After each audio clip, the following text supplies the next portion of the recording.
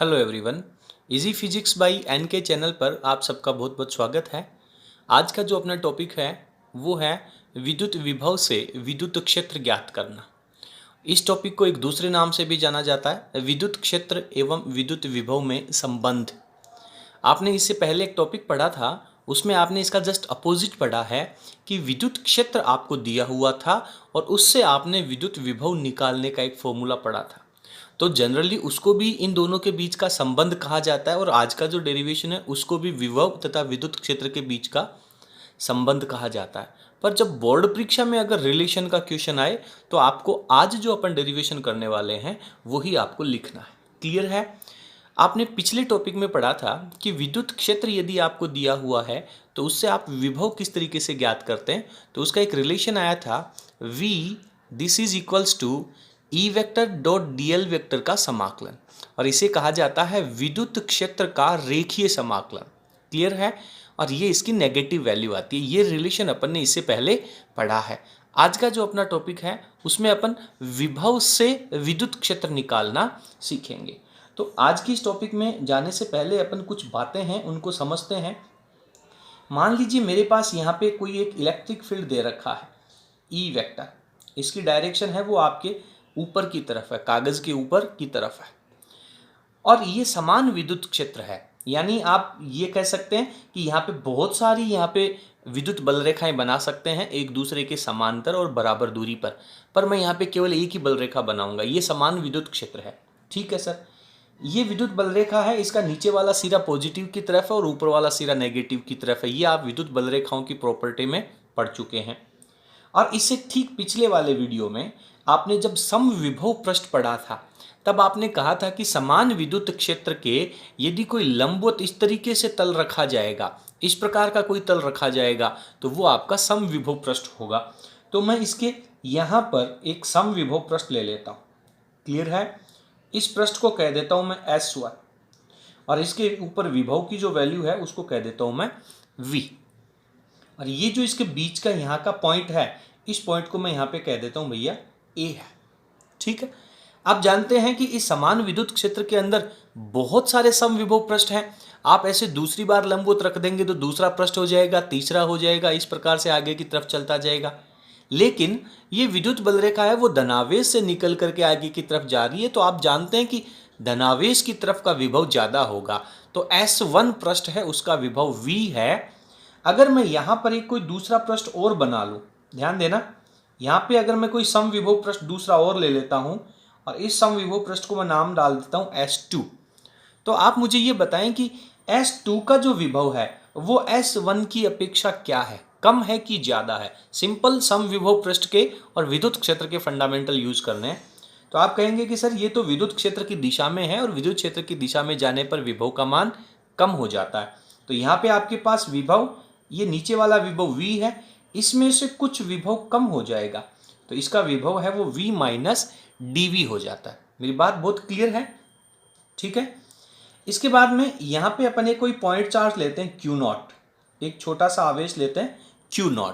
इस Q0 आवेश के ऊपर एक बल लगेगा। आप जानते हैं ये आवेश किस में रखा हुआ है? विद्युत क्षेत्र के अंदर रखा हुआ है। और विद्युत क्षेत्र में रखे किसी आवेश के ऊपर एक बल लगता है जिसे अपन स्थिर वैद्युत बल कहते हैं। F is equals to Q0 E की वैल्यू, और उस बल के प्रभाव से ये Q0 आवेश है वो आगे की तरफ जाएगा, इस तरफ जाएगा। तो इन दोनों पृष्ठों के बीच की जो दूरी है उसको मैं dl कह देता हूं। दोनों पृष्ठों के बीच की जो लंबवत दूरी है, कितनी लंबवत दूरी, उस लंबवत दूरी को कह देता हूं मैं यहाँ पे कितना dl, और वेक्टर लिख लेता हूं क्योंकि विस्थापन है सीधी रेखा में तो dl वेक्टर कह दिया। तो dl वेक्टर की डायरेक्शन भी ऊपर की तरफ, e वेक्टर की डायरेक्शन भी ऊपर की तरफ, दोनों के बीच का एंगल कितना है? 0 डिग्री है। तो आप मुझे बताएं कि इस Q0 आवेश को उस स्थिर वैद्युत बल Q0 E के द्वारा कितना कार्य करना होगा। तो पहले अपन इसके बारे में एक छोटा सा पैराग्राफ लिख लेते हैं, आफ्टर दैट अपन इसके ऊपर चलेंगे। तो अपन ने यहाँ पे लिखा है कि समान विद्युत क्षेत्र E सदिश जो अपन ने शुरुआत में लिया था उसमें दो समविभव पृष्ठ कौन कौन से, S1 और S2 किस प्रकार के हैं, जिन पर विभव क्रमशः कितना कितना भैया V और v माइनस डी वी है। ठीक है सर, एक आवेश Q नोट आपने लिया है, तो Q नोट आवेश पर, ये जो Q नोट आवेश है इसके ऊपर विद्युत क्षेत्र के कारण एक बल लग रहा है जिसे अपन Q नोट E कहते हैं। सारी बातें अपन यहाँ पे नहीं लिखेंगे। विद्युत क्षेत्र के बल के द्वारा इस आवेश को कहां से कहां तक ले जाया जाएगा? S1 से S2 तक विस्थापन में किया गया कार्य। ठीक है, तो कार्य क्या हो जाएगा? कार्य होता है सर बल डॉट विस्थापन। क्लियर है? अगर मैं इसको यहां पे लिखूं तो बल को क्या लिख सकता हूं मैं? Q नॉट विद्युत क्षेत्र की दिशा में E vector dot dl vector. अगर मैं डॉट हटा दूं तो क्या हो जाएगा? Q naught E dl cos theta. Clear है भैया? इसको अपन इक्वेशन नंबर 1 कह देते हैं। ये वैल्यू आ गई आपके पास dw की। सिंपल वैल्यू है। एक विद्युत क्षेत्र में Q नोट आवेश को रखा गया है, उसको जब आप छोड़ोगे तो उसके ऊपर विद्युत क्षेत्र की दिशा में बल लगेगा और यदि वो dl विस्थापित होकर के जा रहा है तो विद्युत क्षेत्र उसके ऊपर कार्य करेगा। कितना कार्य करेगा वो बात अपन ने यहां पे लिख दी। दूसरा अपन चलते हैं विभवांतर के टॉपिक में। कल वाले वीडियो में समविभव पृष्ठ में भी आपने पढ़ा था कि एक पृष्ठ से दूसरे पृष्ठ के यदि विभव में अंतर है तो आवेश को ले जाने में कार्य करना पड़ता है। तो यहां पे अपन लिख देते हैं सिंपल, किसकी परिभाषा से? विभवांतर की परिभाषा से। तो विभवांतर की परिभाषा से क्या कहता है भैया विभवांतर की परिभाषा? सर विभवांतर की परिभाषा कहती है कि एक आवेश को एक जगह से दूसरी जगह तक ले जाने में जो किया गया कार्य है उसको आप dw कह दीजिए, और एकांक आवेश को ले जाने में जो किया गया कार्य है। ध्यान दें, विभवांतर का टॉपिक आपने सेपरेट वीडियो में बहुत अच्छे से पढ़ा है। यहाँ पे मैं लिखूंगा dv विभव में अंतर, पर यहाँ पे मैं विभव के साथ माइनस लिखूंगा। आपके पास प्रारंभिक बिंदु का विभव कितना है? v। अंतिम विभव का बिंदु का विभव कितना है? v minus dv। तो विभव में वृद्धि हुई कि कमी?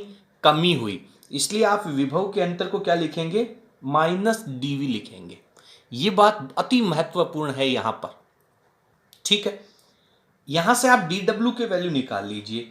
तो इस रिलेशन के अकॉर्डिंग यदि मैं dw की वैल्यू निकालूं तो मेरे पास आ जाएगी minus Q naught dv। This is equation number 2। Clear है? विभवांतर की परिभाषा से आवेश को एक परत से दूसरी परत तक ले जाने में किया गया कार्य ये आता है, और स्थिर वैद्युत बल के फंडामेंटल से कार्य ये आता है। दोनों में किया गया कार्य क्या आएगा? समान होगा। कार्य क्या होगा? समान होगा। तो समीकरण नंबर 1 और 2 की अपन तुलना कर देते हैं। समीकरण 1 व 2 से दोनों का लेफ्ट हैंड साइड dw है, तो राइट हैंड साइड भी इक्वल होगा कि नहीं होगा? डेफिनेटली होगा। तो सर पहले इसका आप राइट हैंड साइड लिख दीजिए, minus Q naught dv this is equals to Q naught E dl cos theta. क्या समझ में आ रहा है?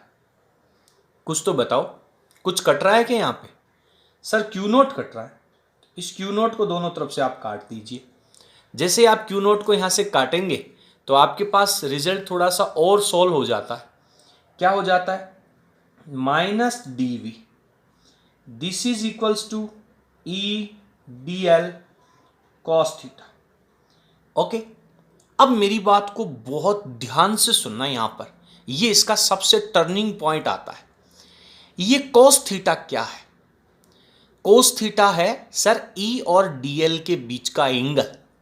तो आपने इस आवेश को A बिंदु से इस B बिंदु तक अगर आप लेके जाते हैं, A से B तक, तब तो विद्युत क्षेत्र की दिशा और विस्थापन की दिशा एक ही दिशा है, तो cos थीटा की वैल्यू 0 आ जाती है और cos 0 की वैल्यू 1 होती है। और जैसे ही cos 0 की वैल्यू 1 होगी, आप कहेंगे इस तरफ का मान है वो अधिकतम है, मैक्सिमम मान है, तो आप dv के साथ में ब्रैकेट के बाहर मैक्सिमम लगा देंगे। कब? जब थीटा की वैल्यू 0 होगी। क्लियर है? अब आप कहेंगे कि सर थीटा की वैल्यू 0 होनी जरूरी थोड़ी है। ठीक है भैया, कोई जरूरी नहीं है। तो आप इस आवेश को A बिंदु से ले जाना तो दूसरे पृष्ठ के ऊपर ही है, S1 से S2 पृष्ठ के ऊपर ही ले जाना आपको, लेकिन अब की बार आप लेके जाते हैं इसको C पॉइंट तक। कौन से पॉइंट तक? सी पॉइंट तक। तो यहाँ पे दोनों के बीच में एंगल कितना है, थीटा है। ये क्या बन गया, यहाँ पे समकोण त्रिभुज बन गया। तो समकोण त्रिभुज में भैया जब आपके पास ये वाली जो भुजा डीएल है, ये क्या बन गया, थीटा के साथ वाली भुजा, आधार बन गया ये। और ये क्या है, 90 डिग्री के सामने की भुजा है। ये जो AC है वो क्या है, 90 डिग्री के सामने की भुजा है। तो ये कर्ण बन गया। तो आधार और कर्ण में क्या रिलेशन आएगा सर, आधार और कर्ण में रिलेशन होता है कर्ण बराबर आधार cos थीटा। तो ये जो वैल्यू है आपकी, ये जो लंबाई है वो कितनी है, DL cos थीटा। कितनी है, DL cos थीटा। जैसे जैसे ये जो AC है इसकी डायरेक्शन आपकी घूमती हुई AB की तरफ जाएगी तो थीटा का मान कितना हो जाएगा, थीटा का मान 0 हो जाएगा और cos 0 की वैल्यू 1 होती है, मैक्सिमम आ जाएगा। क्लियर है बात। तो यदि मैं यहाँ पे एक नोट लिखूं, बहुत ध्यान से सुनना, एक नोट लिखूंगा मैं यहाँ पे, क्या लिखूंगा कि यदि आवेश के विस्थापन एवं विद्युत क्षेत्र एक ही दिशा में हो, एक ही दिशा में हैं, तो थीटा बराबर 0 और cos 0 डिग्री की वैल्यू 1, और इस केस के अंदर आपके पास आ जाएगा -dV का मैक्सिमम मान, और ये बन जाएगा आपके पास EDL। क्लियर है। अब मेरी बात को ध्यान से सुनना भैया, इस DL को आप नीचे ले जाओ इसके, तो आपके पास क्या बन जाएगा, -dV/dL और इसका मैक्सिमम मान, this is equals to E। अब आप कहेंगे कि सर E है वो तो विद्युत क्षेत्र है, और विद्युत क्षेत्र तो सदिश राशि होती है, और इस तरफ आपके पास विभव का अवकलन आ रहा है और विभव तो अदिश राशि होती है। तो सर फिर ये दोनों वैल्यू बराबर कैसे हो सकती हैं, ये यहाँ पे सबसे इंपॉर्टेंट क्वेश्चन क्रिएट होता है। तो मैं आपसे बात कहूंगा कि ये जो dV में परिवर्तन आया है, ध्यान देना, dV में परिवर्तन और dV में अधिकतम परिवर्तन, दोनों में फर्क है। अगर आप A से C की तरफ जाएंगे तो भी लंबाई के साथ dV में परिवर्तन हो रहा है, और यदि आप A से B की तरफ जाएंगे, ध्यान दें, यदि आप A से C की तरफ जाएंगे तब भी विभव में परिवर्तन है, और A से B की तरफ जाएंगे तब भी विभव में परिवर्तन तो उतना ही है, लेकिन आपको तो क्या लेना है, लंबाई के साथ परिवर्तन लेना है। बट्टा में यहाँ पे क्या आ रहा है, आपके पास DL आ रहा है। तो जैसे जैसे DL की वैल्यू कम होती जाएगी, कब होगी कम, DL की वैल्यू सबसे कम कितनी है सर, सबसे कम DL की वैल्यू तो AB है। AB से कम DL हो सकता है क्या, नहीं हो सकता। तो दोनों की जब डायरेक्शन एक ही होगी, यानी आवेश जब विद्युत क्षेत्र की दिशा में विस्थापित होगा, क्लियर करें इस बात को कि आवेश जब विद्युत क्षेत्र की दिशा में विस्थापित होगा तो उसके विभव में लंबाई के साथ जो परिवर्तन हो रहा है वो अधिकतम हो रहा है। ठीक है। और इस केस के अंदर आपकी जो E की डायरेक्शन है वही डायरेक्शन आपके dV/dL की मैक्सिमम की है। यानी कि अगर अकेला dV/dL होता तब तो उसकी डायरेक्शन कुछ भी हो सकती है, लेकिन यदि आपको इसका मैक्सिमम मान करना है तो DL को आपको कम से कम करना पड़ेगा, और DL कम से कम कब होगा, जब DL की डायरेक्शन और E की डायरेक्शन समान होगी। तो इस तरीके से ये जो आपके पास वैल्यू आ रही है इसे अपन कहते हैं विभव की प्रवणता। क्या कहते हैं इसे, विभव प्रवणता कहते हैं। इंपॉर्टेंट परिभाषा है, एग्जाम के अंदर कई बार पूछी जाती है। इसे अपन कहते हैं विभव प्रवणता। और अब अपन यहां पे इसकी डेफिनेशन लिखने वाले हैं, बट इसकी डेफिनेशन लिखने से पहले मैं आपको एक चीज और लिख देता हूं यहां पर कि ये जो आपके पास D/dL है इसको अपन डेल ऑपरेटर के रूप में लिख सकते हैं। किस तरीके से लिख सकते हैं, डेल ऑपरेटर, यानी कि इसको आप यहां पे उल्टा ट्रायंगल लगाएंगे तो इसे डेल ऑपरेटर कहा जाता है। डेल ऑपरेटर का मतलब है लंबाई के साथ अदिश राशि का अवकलन। अदिश राशि क्या है, विभव। तो इस अदिश राशि का जब लंबाई के साथ आप अवकलन लेंगे, और अवकलन भी कैसा, उसका ऋणात्मक मान, उसका ऋणात्मक मान, इसके साथ नेगेटिव है तो आप ये जो डेल्टा है इसे डेल ऑपरेटर कहा जाता है, डेल्टा भी कहा जाता है, हिंदी में इसे संकारक कहते हैं। क्लियर है? तो ये आपके डी अपॉन डी एल का काम करेगा। तो रह गया कौन इसके साथ में? सर वी रह गया। क्लियर है? बराबर लिखूं मैं इसके साथ में, बराबर में वैल्यू किसकी है? ई की है। सर माइनस कहां गया? माइनस आप लेफ्ट हैंड साइड में या राइट हैंड साइड में एक तरफ लगा सकते हैं। तो मैं यहां पे राइट हैंड साइड में इसकी एक तरफ माइनस लगा देता हूं। दूसरी बात, सर ई है वो तो सदिश राशि है, तो ई के ऊपर तो वेक्टर लगेगा। ई के ऊपर वेक्टर लगेगा तो ये आपका जो डेल्टा है इसके ऊपर भी आपका वेक्टर लगेगा। क्लियर है मेरी बात? तो इसको इस तरीके से भी लिख सकते हैं, इसको आप ये भी लिख सकते हैं, E vector this is equals to minus, और यहां पे लिखा जाता है ग्रेडियंट, GRAD। क्या लिखा जाएगा? ग्रेडियंट, GRAD शॉर्ट फॉर्म में लिखेंगे, इसके ऊपर आपको एरो लगाना है और वी लिख देंगे। ये भी आपके पास क्या है? ये जो ग्रेडियंट है वो आपका D अपॉन DL के मैक्सिमम मान है। मैक्सिमम मान से ही तो आप सदिश राशि कर पाएंगे। तो D अपॉन DL का मैक्सिमम मान है, उसको अपन विभव प्रवणता कहेंगे। इसको आप ग्रेडियंट के द्वारा लिखेंगे, इसको आप डेल ऑपरेटर के द्वारा लिखेंगे। तो ये आपका रिलेशन आ जाता है विद्युत विभव तथा विद्युत क्षेत्र में। और इस क्वेश्चन में आपके पास क्या होगा? विभव आपके पास होगा, और उस विभव का जब आप लंबाई के साथ अवकलन करेंगे और उसका मैक्सिमम मान लेंगे और उसका नेगेटिव वैल्यू लेंगे तो वो आपके पास विद्युत क्षेत्र आ जाएगी। ठीक है? तो अब अपन यहां पे विभव प्रवणता की परिभाषा लिखते हैं। ध्यान देना, कोई भी अदिश राशि ले लो, लेकिन आप यहां पे विभव की प्रवणता लिख रहे हो तो आप लिखेंगे अदिश राशि विभव की लंबाई के साथ परिवर्तन, लंबाई के साथ परिवर्तन का ऋणात्मक मान, का ऋणात्मक मान। और इस ऋणात्मक मान को आप क्या कह सकते हैं? विभव में कमी भी कह सकते हैं। क्या कह सकते हैं? विभव में कमी और उसका अधिकतम मान। ये जो बातें हैं इसको आपको शब्दों के रूप में लिखना है, वो आपकी विभव प्रवणता की परिभाषा हो जाएगी। पहले अपन परिभाषा लिखते हैं, उसके बाद अपन उसको एक बार और रीड करेंगे। तो विभव प्रवणता की जो डेफिनेशन है वो यदि आपसे क्वेश्चन के अंदर पूछे तो लिखनी है, इस डेरिवेशन के साथ लिखने की आपको आवश्यकता नहीं है। क्या है?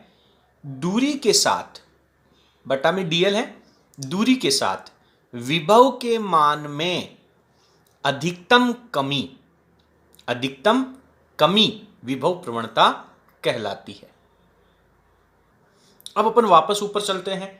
तो जो ई वेक्टर है, इस ई वेक्टर को आप क्या लिखते हैं? इसको आप घटकों में तोड़ेंगे तो इसको आप लिखेंगे EX I cap plus EY J cap plus EZ K cap. ये विभव प्रवणता की जो परिभाषा है वो आपको इस डेरिवेशन के साथ लिख लेनी है, बट एग्जाम में नहीं लिखनी है। सेपरेट क्वेश्चन में पूछे तो लिखनी है, अदरवाइज इस डेरिवेशन के साथ नहीं लिखनी है। वापस अपन यहां से कंटिन्यू करते हैं। ये आपके पास इसकी वैल्यू आ गई। तो आप विभव के साथ ग्रेडियंट को जब आप अप्लाई करेंगे या डेल वी लिखेंगे तो आपके पास क्या आएगा? तो जब आप डेल वी लिखेंगे, डेल ऑपरेटर वी लिखेंगे तो आपके पास आ जाएगा आंशिक अवकलन के रूप में लिखना है अपने को, डेल अपॉन डेल एक्स। क्या लिखना है?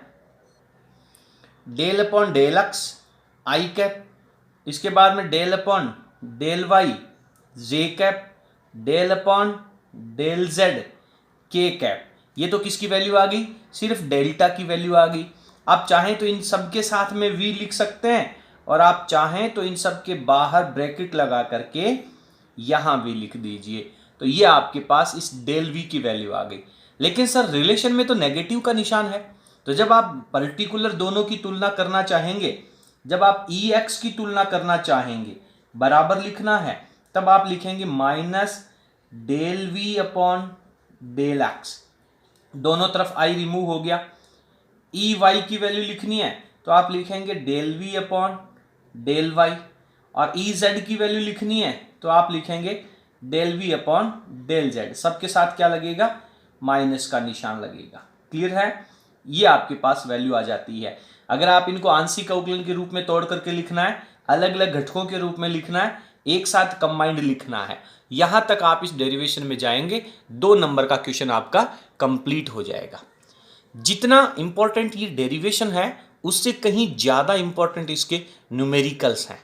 तो इस न्यूमेरिकल्स पे जाने से पहले आप लोगों को ये जो दो लाइनें यहाँ पे दे रखी हैं, कौन कौन सी, एक तो ई एक्स वेक्टर की लाइन, ये आपको अच्छे तरीके से तैयार कर लेनी है, एक डेल्टा वी की लाइन, ये आपको अच्छे तरीके से तैयार कर लेनी है।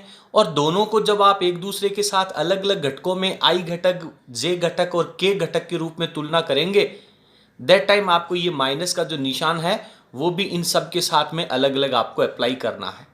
तो क्वेश्चन देखेंगे, क्वेश्चन के आधार पर आप इसमें से कौन सा पार्ट यूज करना है या पूरा का पूरा फॉर्मूला यूज करना है वो अपन अप्लाई करेंगे। तो अब अपने पाठ्य पुस्तक के कुछ एग्जाम्पल्स हैं, उन एग्जाम्पल को अपन यहाँ पे इसके साथ सॉल्व करते हैं। जैसा कि आप अपनी स्क्रीन पे देख पा रहे हैं, एग्जाम्पल नंबर 3.7, पेज नंबर आपके पाठ्य पुस्तक के 57 के ऊपर दिया गया है। किसी विद्युत क्षेत्र में विद्युत विभव निम्न सूत्र से दिया गया है, यानी V की वैल्यू है वो आपको दे रखी है। कितनी दे रखी है? एग्जाम्पल नंबर है आपका कितना? एग्जाम्पल नंबर 3.7, V बराबर दे रखा है 343/R वोल्ट में। क्या समझ में आया कि जैसे जैसे R की वैल्यू बदलेगी विभव का मान भी बदलेगा, जैसे जैसे दूरी बढ़ेगी वैसे वैसे विभव कम होगा। यानी यहाँ पे जो विभव दे रखा है वो आपका परिवर्तित है। अलग अलग पृष्ठ लेंगे, समविभव पृष्ठ। साथ में कह रहा है स्थिति सदिश आर वेक्टर आपको दे रखा है 3i 2j - 6k। Are vector आपको दे रखा है यहाँ पे, are vector 3i + 2j minus कितना 6k कैप। और ये किस में दिया गया है? मीटर में दिया गया है। आगे m लिखा है, इसका मतलब है ये मीटर में दिया गया है। सवाल कह रहा है विद्युत क्षेत्र का मान आपको इसमें ज्ञात करना है। E की वैल्यू आपको इसमें फाइंड आउट करनी है, और E है वो एक वेक्टर राशि है, तो E वेक्टर की वैल्यू आपको इसमें फाइंड आउट करनी है। तो अभी आपने जो रिलेशन निकाला था उस रिलेशन का अपन यहाँ पे प्रयोग करेंगे। क्या रिलेशन आया था? E वेक्टर बराबर माइनस डेल वेक्टर V। और यदि डेल वेक्टर को आप लिखना चाहेंगे तो आप लिखेंगे कि सर dV/dr है, आप इसको R लिख दें या L लिख दें, एक ही बात है, dV/dr। पर इसके अंदर आपके पास वेक्टर तो कवर नहीं हो रहा, तो वेक्टर कवर करने के लिए आपको इसके साथ R वेक्टर का एकांक सदिश लिखना है। ठीक है, R वेक्टर का एकांक सदिश हो गया। अब आपको क्या करना है? आपको तो E वेक्टर निकालना है ना, तो क्या लिखेंगे? E वेक्टर बराबर d/dr, V की वैल्यू रख दीजिए आप। V की वैल्यू रखो, कितना भैया? 343/R। आपके पास यहाँ वेक्टर लिखा हुआ है तो यहाँ पे क्या लिखेंगे आप? R कैप लिखेंगे। इसके साथ में अब आपको करना क्या है? यहाँ पर ये अपने को यहाँ पर एक माइनस भी लगाना है, ये माइनस लग गया, इसके साथ भी माइनस लगाना, ये माइनस लग गया। आर कैप को छोड़ दूं मैं और माइनस को छोड़ दूं, बाकी ये जो बीच की कैलकुलेशन है इसको मैं यहाँ पे सॉल्व कर लेता हूँ, और इसको सॉल्व करके फिर अपन यहाँ पे अप्लाई कर देंगे। तो इसके लिए मैं सबसे पहले dV/dr को सॉल्व करता हूँ। ये पोर्शन मेरे पास आ जाएगा तो फिर मैं इसके साथ में एकांक सदिश और माइनस लगा दूंगा। इसका आप अवकलन कीजिए, तो अवकलन जब आप करेंगे तो ये जो आपके पास 343 है ये तो आपके पास सेम रह जाएगा, और 1/r, r की पावर ऊपर जाएगी तो -1 हो जाएगा। और उसके बाद जब आप इसका अवकलन करेंगे तो माइनस इसके बाद यहाँ आ जाएगा, और r की पावर -1 में से एक पावर और घटाना है। आप लोग जानते हैं कि x की पावर n का जब आप अवकलन करेंगे d/dx तो ये होता है n × x की पावर n-1। क्लियर है? तो यहाँ पे आप x की पावर -1 गया ऊपर जाते ही, और उसके साथ -1 और लग गया तो x की पावर -2 हो गया। जब बटा में आएगा तो वो आपके पास पावर 2 हो जाएगा। तो ये आपके पास dV/dr की वैल्यू हो गई। ये dV/dr की वैल्यू आप इस पोर्शन के अंदर अप्लाई कर दीजिए। तो आपके पास E वेक्टर कितना आ गया? माइनस, ठीक है, ये माइनस इससे कैंसिल होकर के प्लस बन जाएगा। ये आपके पास 343/r² इंटू में r कैप चल रहा है, चाहे तो आप आर कैप की वैल्यू निकाल लें, और या फिर आप जानते हैं आप लोग एकांक सदिश को किस तरीके से लिखा जा सकता है। आर कैप को आप और कोई तरीके से लिख सकते हैं क्या? सर आर कैप को मैं लिख सकता हूं आर वेक्टर अपॉन आर का परिमाण मॉड ऑफ आर। तो ये चीज आप जब अप्लाई करेंगे तो आपने पहले चैप्टर में जब कूलाम का नियम पढ़ा था तब भी आपने इसको सीख रखा है। ये हो जाएगा 343 अपॉन आर का क्यूब, और यहां लग जाएगा आपके पास आर का वेक्टर। चलिए पहले आप आर क्यूब की वैल्यू निकाल दीजिए। तो मोड ऑफ आर कितना हो गया? मोड ऑफ आर, तो मोड ऑफ आर हो जाएगा आपका अंडर रूट, वैल्यू लिखें 3 का स्क्वायर 9, 2 का स्क्वायर 4 और -6 का स्क्वायर 36। ये हो गया 36 और 4 40 और 9 49। 49 का वर्गमूल निकालेंगे तो आपके पास आएगी वैल्यू +-7। कितना आएगा? 7। अब आपको क्या करना है? आपको आर क्यूब निकालना है। तो जब आप आर क्यूब निकालेंगे तो प्लस की वैल्यू रख करके जब आप इसको सॉल्व करेंगे तो आर क्यूब और आर क्यूब 7 का क्यूब कितना होता है? सॉल्व करके बताएं। तो 7 का क्यूब आपका होता है 343। ये वैल्यू आज अप्लाई कर दीजिए यहाँ पर। जब आप ये वैल्यू अप्लाई करेंगे तो आपके पास क्या रिजल्ट आएगा? आपके पास रिजल्ट आ जाएगा E vector this is equals to 343/343। ये तो कैंसिल आउट हो जाएगा और आपके पास आर वेक्टर बच गया। और आर वेक्टर कितना है? 3i cap + 2j cap -6k cap. इतना अगर आप करेंगे तब भी आपका आधा नंबर है वो काटा जाएगा। बताएं क्यों? क्लियर है? आप विद्युत क्षेत्र निकाल रहे हैं तो आपको विद्युत क्षेत्र का इसके साथ मात्रक भी लिखना होगा, वोल्ट अपॉन मीटर। तो आप विद्युत क्षेत्र का मात्रक भी यहाँ पे लिखेंगे। तो इस तरीके से आपको जब विभव दिया हुआ है और विद्युत क्षेत्र निकालना हो तो इस तरीके से अपन इसको सॉल्व करते हैं। ये आपका एग्जाम्पल नंबर 3.7 कंप्लीट हो जाता है। इसके बाद एक और एग्जाम्पल अपने को दे रखा है। इसके बाद का जो अपना एग्जाम्पल है वो है 3.8। क्या कहता है देखिए आप अपनी स्क्रीन के ऊपर। विद्युत क्षेत्र में विद्युत विभव आपको दे रखा है, V है, उसको आपने कुछ इस तरीके से यहाँ पे लिख रखा है। आगे कह रहा है कि जो विभव है वो वोल्ट में दे रखा है और उसके बाद में जो XYZ है वो मीटर में है। आपको एक बिंदु के निर्देशांक दे रखे हैं 111, XYZ की वैल्यू है 111 मीटर। इस बिंदु पर आपको विद्युत क्षेत्र की तीव्रता का परिमाण निकालना है। तो पहले तो आप इसके अंदर मॉड ऑफ E निकालना है। ध्यान दें, विद्युत क्षेत्र की तीव्रता का आपको परिमाण कैलकुलेट करना है। बिंदु क्या दे रखा है? बिंदु को आप यहाँ पे लिख दीजिए 111। इसके ऊपर आपको इसकी वैल्यू कैलकुलेट करनी है। तो किस तरीके से आप इसको सॉल्व करेंगे? ध्यान दें, विभव आपको दिया गया है, विद्युत क्षेत्र निकालना है। अभी का जो रिलेशन है वही अपने को यूज करना है। पर यहां पे आपके पास जो विभव है वो x, y और z के घटकों में अलग अलग डिवाइडेड है। क्लियर है? x, y और z के घटकों में अलग अलग डिवाइडेड है। तो पहले आप यहाँ पे del v/del x की वैल्यू निकालेंगे। तो del v/del x का मतलब x के साथ अवकलन करेंगे। तो ये हो जाएगा 6 - 8y। 8y का अवकलन तो रह जाएगा 0 और इसका अवकलन भी रह जाएगा 0। उसके बाद में आप del v/del y निकालेंगे। तो y के रिस्पेक्ट में अवकलन करेंगे तो पहला पोर्शन तो कांस्टेंट है, ये हो जाएगा आपके पास -8x। इसका आपके पास हो जाएगा -8 और ये हो जाएगा 6z। उसके बाद में del v/del z के रिस्पेक्ट में अवकलन कर दीजिए।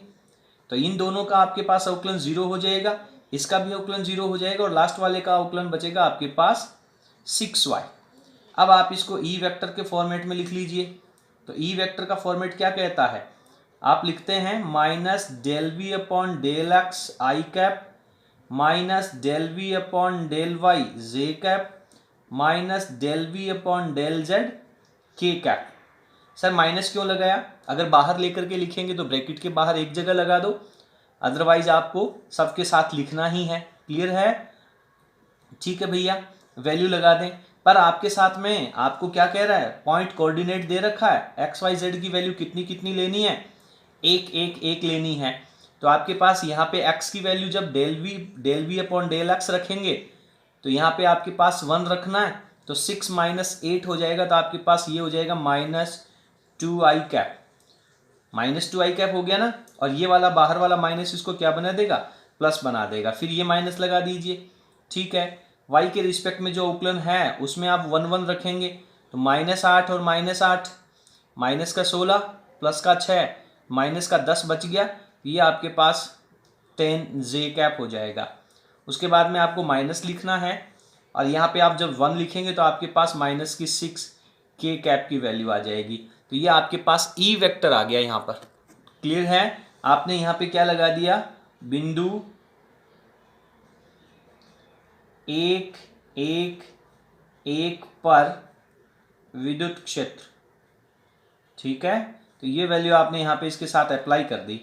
तो आपके पास 1 सेकंड के लिए मैं पूरा लिख लेता हूँ। ई वेक्टर कितना आ गया, 2i cap plus 10j cap minus 6k cap. But question के अकॉर्डिंग आपसे तो केवल इसका मैग्नीट्यूड परिमाण पूछा है, तो परिमाण निकालना आप बहुत अच्छे से जानते हैं, कक्षा 11 में आपने पढ़ा होगा। 2 का स्क्वायर प्लस 10 का स्क्वायर प्लस -6 का स्क्वायर क्या हो जाएगा भैया, 2 का स्क्वायर 4, 10 का स्क्वायर 100 प्लस ये हो जाएगा 36 का रूट, और आपके पास मैग्नीट्यूड ऑफ ई वेक्टर कितना हो जाएगा, दिस इज √140। क्लियर है? कितना हो जाएगा, √140। मात्रक लगा दो आप, वोल्ट अपॉन मीटर। तो इस तरीके से आपका ये दूसरा क्वेश्चन सॉल्व हो जाएगा। तो ये जो आज का टॉपिक है वो आपके बोर्ड परीक्षा के लिए प्लस विभिन्न प्रकार की कंपटीशन एग्जाम के अंदर इस टॉपिक में से 99% आपसे न्यूमेरिकल पूछा जाता आवश्यक रूप से। तो इस टॉपिक को आप बहुत अच्छे से तैयार करेंगे, इसके जो न्यूमेरिकल हैं उनको तैयार करेंगे, और भी इसकी एक्सरसाइज के जो सवाल हैं वो आप लोग सॉल्व करेंगे। अगर आपको हमारा वीडियो पसंद आया हो तो प्लीज़ इसे लाइक कीजिए, अपने फ्रेंड्स के साथ शेयर कीजिए और चैनल को सब्सक्राइब कीजिए। धन्यवाद।